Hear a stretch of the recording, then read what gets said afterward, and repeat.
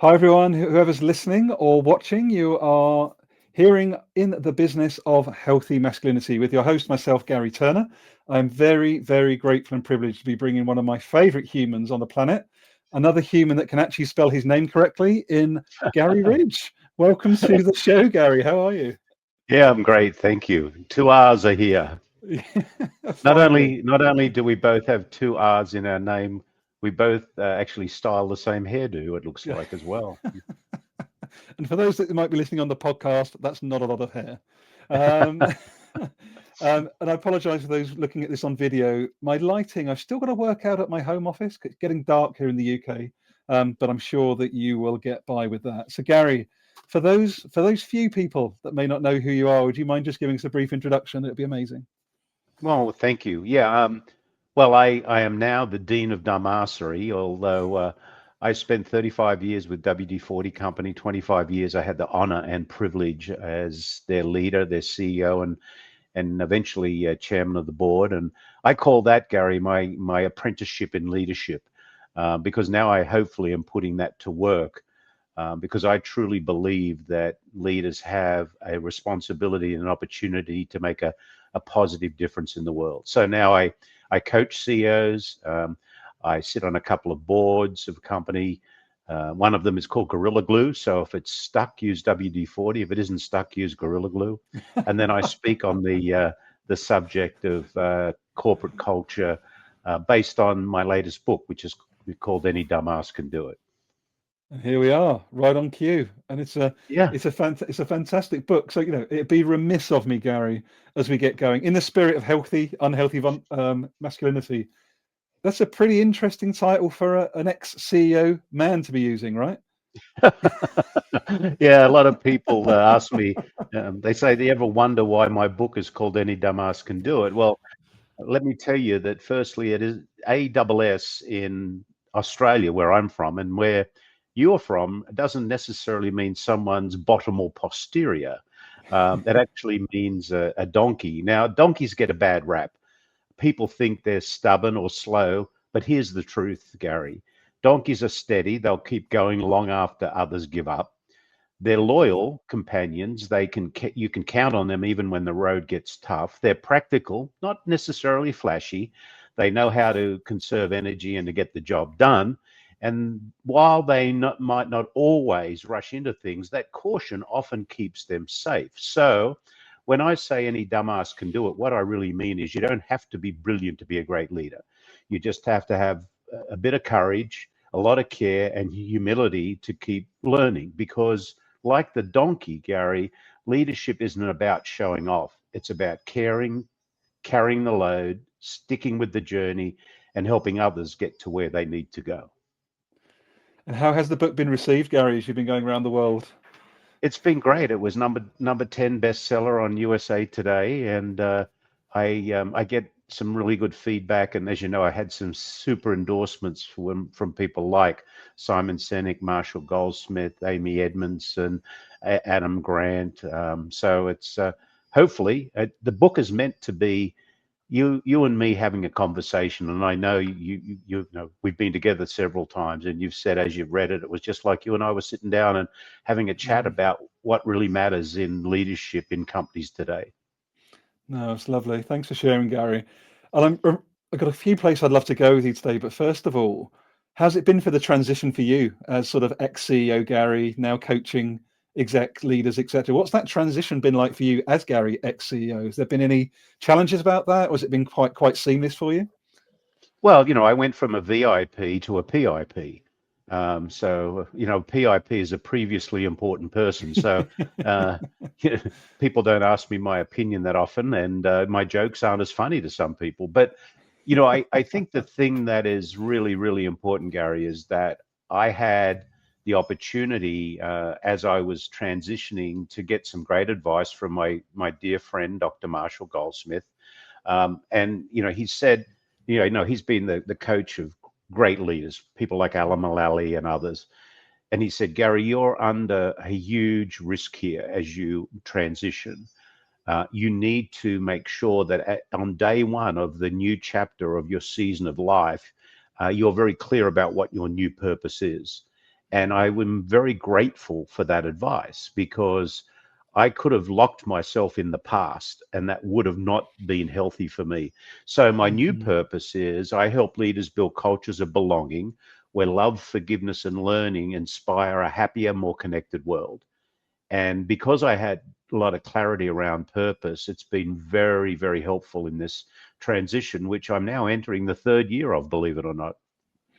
That was unbelievable. God, time flies, right? I'm so intrigued. And like I say, I'm really grateful you spared time today, Gary, because as we chatted about before we came on, sadly, in my opinion, I love other people to challenge if you're listening or you watch this back.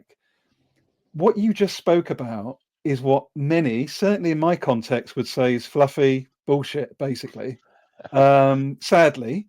And I think that's still in the main, the thought process, certainly in corporate, certainly in big business, financial services.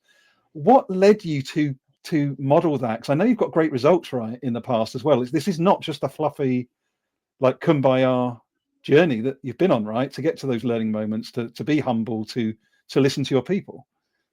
Well, if this was easy, we wouldn't have 70% of people going to work every day who are disengaged or actively disengaged. Employee engagement in the US and around the world has dropped to the lowest it's ever been in a decade. So if this was soft and easy, then everyone would do it. Gary, this is really hard, because you need to really get a few things in place, and you have to be consistent about it. Building great cultures in an organization is about a place where people know, feel like, and are treated like they belong, know and are recognized for the work they do, that it really matters, where there's a high degree of psychological safety, so fear is reduced, and that's built by building trust, and then also where they can have the opportunity to make choices, and those choices are driven by having a clearly defined set of hierarchical values in the organization that become the foundation for people to be able to act at any time of the day, anywhere in the world. It really, what comes through to me as you describe that, Gary, is that sense of autonomy, that sense of agency within the business. Has that always been something that you naturally cultivated when you were a leader? Or was it something you really Um, had to learn? no, I I wasn't smart enough to know this. I That's why I'm the dean of dumbassery. Well, I had a number of aha moments, Gary, and I became CEO in 1997, and our dream was to take the blue and yellow can with a little red top to the world. And we kind of knew how to do that with my great team of marketers. But what was always on my mind was, how do we allow people freedom wherever they are, or autonomy, as you said? And I didn't know how to do that. And I was on a Qantas 747 flying from Los Angeles to Sydney. It was 2 a.m. in the morning at 38,000 feet somewhere over the South Pacific Ocean, with that the little light coming down, because I was reading stuff as you do on long flights. And I read something from the Dalai Lama. He said, our purpose in life is to make people happy. If we can't make them happy, at least don't hurt them. And I thought that makes a lot of sense. And then I read a quote from Aristotle that said, pleasure in the job puts perfection in the work. And I thought to myself, oh, duh. Of course, if you really enjoy what you're doing, you're going to do it better. I still didn't know how I thought this is a really interesting concept. How do you build a business structure that actually empowers that? I got back to San Diego, and I was reading an article in the local paper about a master's degree in leadership at the University of San Diego. And I went to an information session, and that is where I first met in person the person who became my true mentor and my dear friend, Dr. Ken Blanchard, the guru of servant leadership. And Ken said, most businesses try to get people just in the head. We've got to try and get people in the heart, because it's the heart is where it came from. So I enrolled. And so I'm 2 years CEO of a US public company. I went back to school. And for the next 2 years, I benefited from the experience and the learning of people like Dr. Ken Blanchard and others. And I learned the essence of servant leadership. And that's what we put into action, because the job of a leader is to help those that have the privilege to lead step into the best version of their personal self. And a great culture is pretty simple. It's the shared beliefs, values, and behaviors that shape how people interact, make decisions, and contribute to a common purpose. A great culture fosters belonging, psychological safety, learning, and trust, allowing people to thrive and do meaningful work. What would you say to any senior leader or CEO that's maybe a little bit stuck, or just like, I don't believe it. Like, I just don't believe what Gary's saying to me. I don't believe that can work. What would you say to them as another CEO? Wake up. I proved that it worked. Over a 25-year period, we 7x'd our revenue. We took employee engagement to 93%. 98% of our people said they loved to work, tell people they worked at the company. And as a public company, we took the market cap of the company from 300 million to $3.5 billion. And when you think about it, we only sold oil in a can. So, which is really not paying tribute to the wonderful product that it is, but it's not that quote unquote sexy. It's not AI or the latest piece of software. And we built operations in 17 or 18 physical locations, and we took the brand to 176 countries around the world. So I have a simple algorithm. You can have the very best strategic plan in the world. Gary Turner and Garry Ridge get together and write a really fun strategic plan. We take it out to Oxford University over there in the UK. Smart professor says, congratulations, gentlemen. I'm going to give you 70 out of 100 on your strategic plan. Well defined. You've got all the elements in there. Go execute. But if only 30% of your people go to work every day and are passionately executing against that plan, 30 times 70 is a number. But if 80% of your people are going to work every day and passionately executing against that plan, 80 times 70 is a much bigger number. So success is the will of the people times strategy. And we spend a lot of time developing great strategic plans, but because building high will of the people or high engagement is so hard, it's not easy. It's so hard, we don't spend the time doing that, so we're leaving it on the table. So any CEOs out there now who says this doesn't work, wake up. You are leaving so much on the table. And not only that, you're not doing what is really important. Because I often say, Gary, imagine a place where you go to work every day. You make a contribution to something bigger than yourself. You learn something new. You're protected and you're set free by a compelling set of values, and you go home happy. Here's the rub. Happy people create happy families. Happy families create happy communities. Happy communities create a happy world. We need a happier world right now. And business has the opportunity to, and leadership has the opportunity, and I would submit to you the responsibility to make a positive difference by building workplaces that send people home happy. Gary, obviously, thank you for sharing that so passionately and directly, because it always gets me a little bit emotional when I have such a clear vision from senior leaders like yourself, because it's easy to see around the world, anywhere where you are, right? Forget your political leaning, just look at the state of the world. It's very easy to think that business can't do anything. And I really appreciate how you've not only offered the case that it's important, but that it's a must that we as businesses actually look at what we're part of as a community, that we can actually have a really positive impact on our people and our supply. So I look at it from a supply chain lens, right? Like every part of our supply chain, we can touch positively if we want to.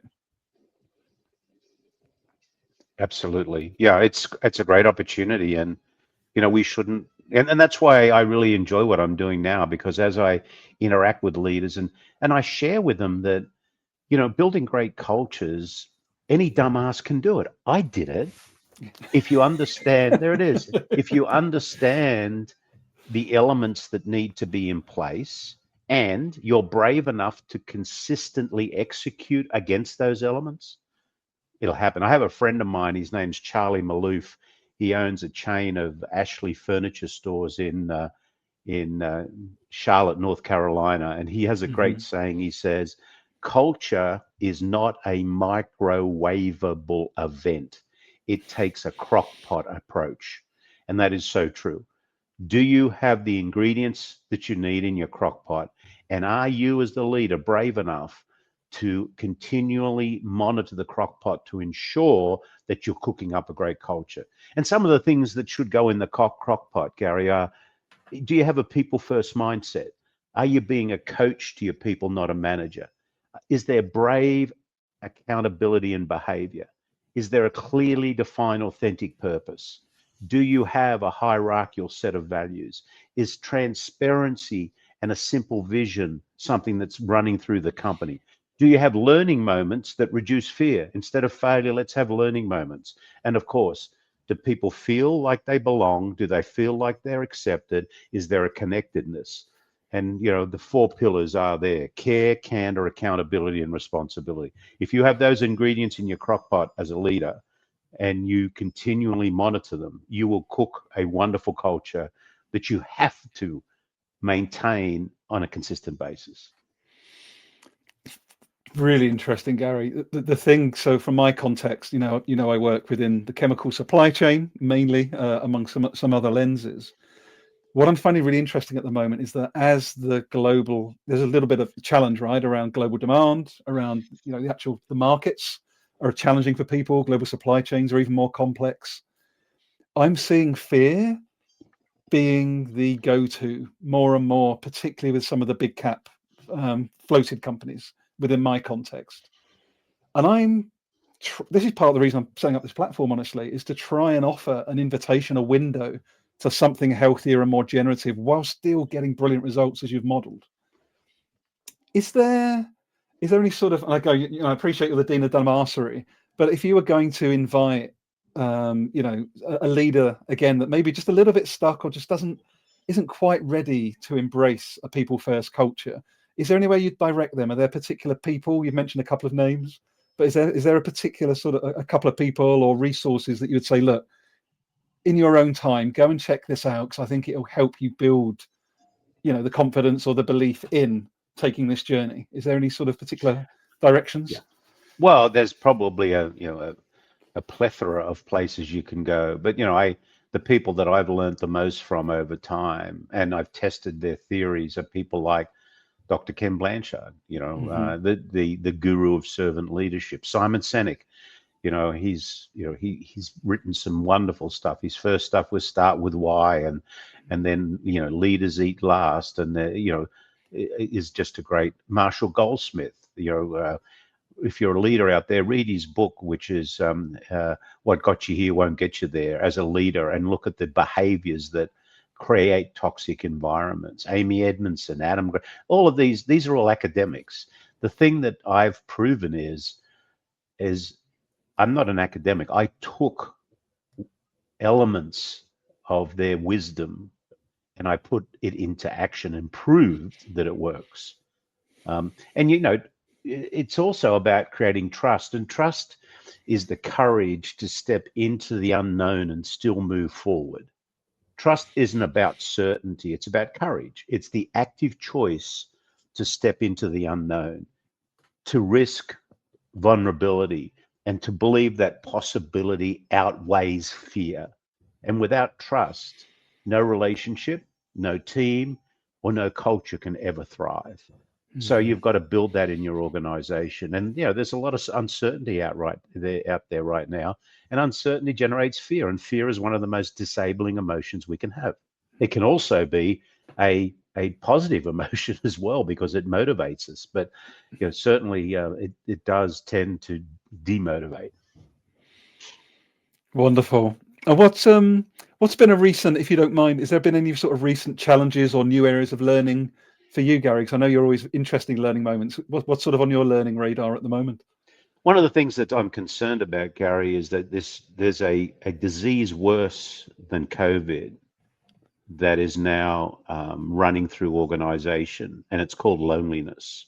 And it's been driven by decisions that were made to go 100% virtual in organizations.